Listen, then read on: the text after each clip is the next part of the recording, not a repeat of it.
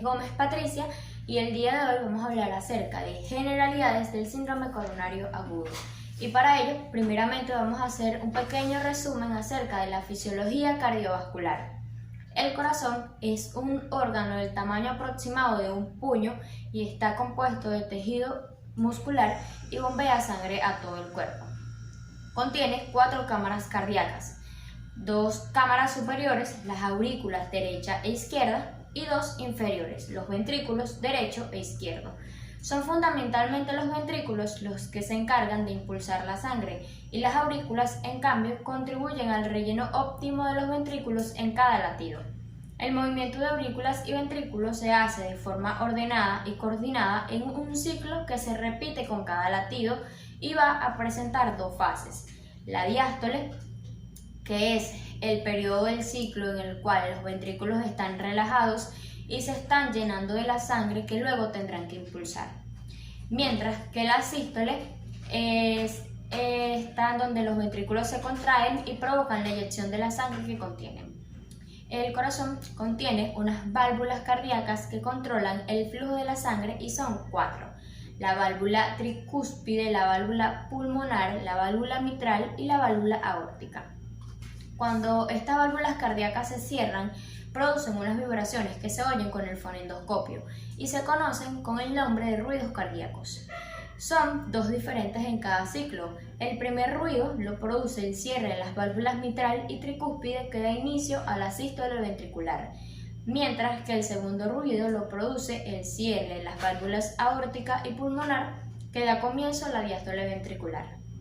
Existen otros muchos ruidos que se pueden auscultar, unos que son fisiológicos y otros patológicos. Ahora vamos a hacer un breve resumen de los vasos sanguíneos. Hay 5 tipos principales de vasos sanguíneos, que son las arterias, las arteriolas, los capilares, las vénulas y las venas. Y la estructura básica de estos vasos sanguíneos va a ser que van a contener 3 capas o túnicas de diferentes tejidos: un revestimiento interno epitelial, una capa media formada por músculo liso y tejido conjuntivo elástico y una cubierta externa de tejido conjuntivo.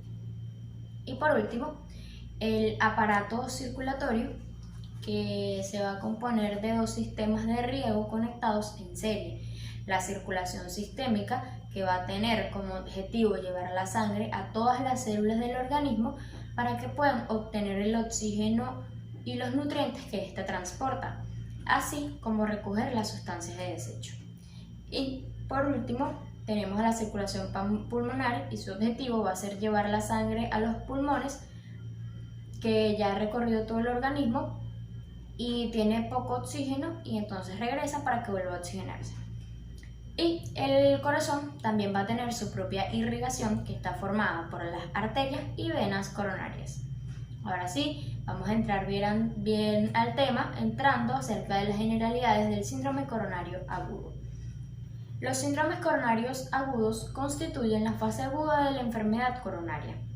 Es un término que se usa para un grupo de afecciones que repentinamente detienen o reducen de manera considerable el flujo de sangre al corazón, producto de una isquemia aguda que suele ser debida a la disminución en el aporte miocárdico de oxígeno. Su etiología va a estar dada principalmente por un trombo agudo de una arteria coronaria aterosclerótica, y también puede tener otras causas como el aumento de la demanda en taquiarritmias o estenosis aórtica por causas no cardiológicas como la hipertensión arterial o el hipertiroidismo, por simpático-miméticos como la cocaína, los estados de ansiedad y de shock hipovolémico, anemia y también hipoxemia. Y también por una disminución del aporte de oxígeno, como en bradiarritmias o disfunción ventricular grave. Ahora, seguidamente vamos a ver su fisiopatología. Para saber de la fisiopatología, primeramente tenemos que tener en cuenta un concepto. ¿Qué es la aterosclerosis? Esta es un trastorno arterial frecuente caracterizado por el depósito de placas amarillentas de colesterol, de lípidos y de restos celulares en la superficie interna de las paredes de las arterias. El síndrome coronario agudo es una manifestación clínica de la esteroesclerosis que pone en riesgo la vida. Normalmente se precipita por una trombosis intraarterial aguda inducida por rotura o erosión de una placa coronaria esteroesclerótica, con o sin vasoconstricción concomitante, lo que causa una reducción brusca y crítica del flujo sanguíneo coronario. El 75% de la trombosis coronaria aguda se produce sobre una placa de ateroma cuya cápsula fibrosa se ha roto o fisurado, mientras que el 25% restante, la trombosis, se induce por erosión superficial de la capa endotelial. La génesis de la enfermedad aterosclerótica es una respuesta inflamatoria de la pared vascular ante determinadas agresiones o estímulos nocivos, como la hipertensión, la diabetes mellitus, el tabaco, la obesidad o las infecciones. Ahora bien, siguiendo así, tenemos a su clasificación. El síndrome coronario agudo se clasifica en dos tipos según su presentación. El primer tipo sería el síndrome coronario agudo sin elevación del segmento ST, que se puede manifestar como depresión persistente o transitoria del segmento ST e inversión de las ondas T o incluso un electrocardiograma normal. La elevación de los marcadores de daño miocárdico determinará el diagnóstico como infarto del miocardio sin elevación del segmento ST o angina inestable.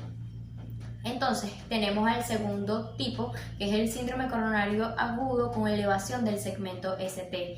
Este se va a manifestar con una elevación persistente del segmento ST, que suele reflejar infarto agudo del miocardio con elevación del segmento ST. Dicho esto, ahora vamos a pasar a explicar la manifestación clínica y el diagnóstico de acuerdo a su clasificación. Primeramente tenemos el síndrome coronario agudo sin elevación del segmento ST. Presentación clínica y diagnóstico.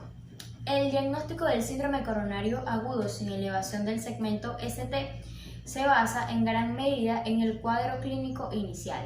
En forma típica, la molestia retroesternal es intensa y posee al menos uno de tres componentes. Número 1. Aparece en el reposo o con esfuerzo mínimo y tiene una duración mayor a 10 minutos. 2. Su inicio es relativamente reciente, como por ejemplo en el curso de las 2 semanas anteriores. Y tercero, es mucho más intenso, duradero o frecuente que episodios ya previamente. O comúnmente podría tener las tres características. La molestia retroesternal se percibe a veces en el epigastrio e irradia hacia el brazo izquierdo, hombro del mismo lado, cuello o mandíbula. Y pueden surgir, en vez del dolor retroesternal, los llamados equivalentes anginosos, que son disnea, molestias epigástricas, náuseas o síncope. Y son más frecuentes en mujeres, ancianos y personas con diabetes mellitus. Y ahora bien, pasando a la anamnesis y la exploración física. Se debe realizar una anamnesis de forma rápida pero cuidadosa para evaluar correctamente un síndrome coronario agudo. Y la evaluación física suele ser normal, con un objetivo importante de esto es excluir las causas no cardíacas del dolor torácico, los trastornos cardíacos no isquémicos y las causas potenciales extracardíacas. En este sentido, las diferencias en la presión arterial entre las extremidades superiores y las inferiores, o la existencia de un pulso irregular, ruidos cardíacos, el roce, el dolor a la palpación, incluso masas abdominales, son hallazgos físicos que pueden indicar un diagnóstico distinto del síndrome coronario agudo. El electrocardiograma. El electrocardiograma de 12 derivaciones en reposo es la principal herramienta diagnóstica para la evaluación de un paciente con sospecha de síndrome coronario agudo sin elevación del segmento ST. Se debe realizar en los primeros 10 minutos tras el primer contacto médico y las anomalías del electrocardiograma son la depresión del segmento ST, que se observa en 20 a 25% de los pacientes, o también la elevación transitoria y cambios en la onda T. Si el registro del electrocardiograma inicial es normal o no concluyente, se debe obtener registros adicionales cuando el paciente sufra síntomas y compararlos con los registros obtenidos en la fase asintomática.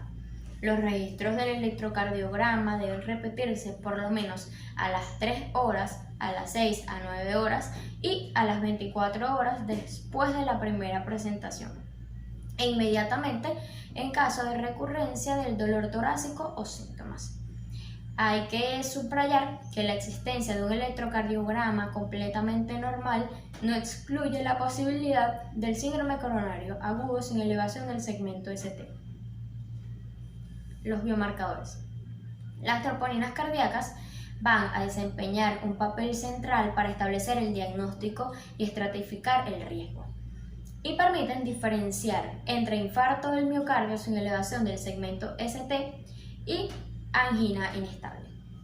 Las personas con infarto al miocardio sin elevación del segmento ST tienen niveles más altos de biomarcadores de necrosis, como serían la troponina 1 o T del corazón, que son los biomarcadores específicos, sensibles y preferidos de necrosis del miocardio. Una alternativa menos sensible sería como la creaticinasa y sus enzimas, y los mayores niveles de los biomarcadores mencionados permiten diferenciar a los pacientes de infarto al miocardio sin elevación del segmento ST de aquellos con angina inestable. Y por último vamos a tener a las técnicas de imagen.